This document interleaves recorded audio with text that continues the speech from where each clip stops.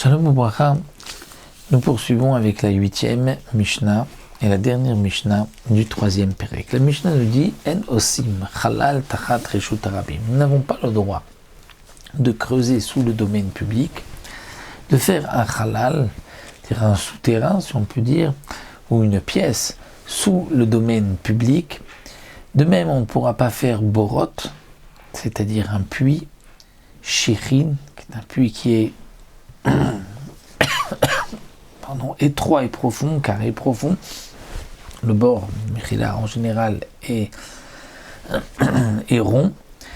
Shichin est carré, ou Meharot, c'est un carré qui est couvert comme une petite grotte. Donc ceci est interdit de le faire sous le domaine public, même si celui qui a creusé prend sur lui toute la responsabilité, mais malgré tout, personne ne veut être endommagé et ensuite aller attaquer au Bedin celui qui est la cause de son dommage. Rabbi Eliezer matir, Rabbi Eliezer permet de creuser, de faire quelque chose en dessous du domaine public à condition qu'il ait renforcé donc le plafond, le toit, et que une charrette puisse passer pleine de pierres.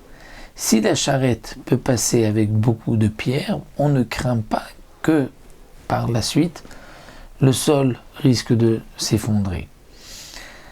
En motsim zizin ou gezuz traot lirshut harabim.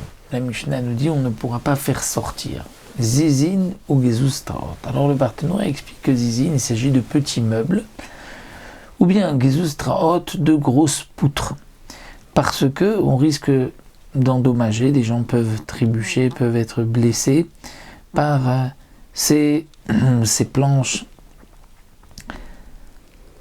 si elles sont posées dans le reshut harabim. Mais là, Imratza connaissent les torchello. Si quelqu'un veut faire sortir quelque chose dans le domaine public, il a la possibilité de rentrer de prendre de son terrain, c'est-à-dire de poser chez lui, c'est-à-dire il va retrécir, on va dire, sa maison,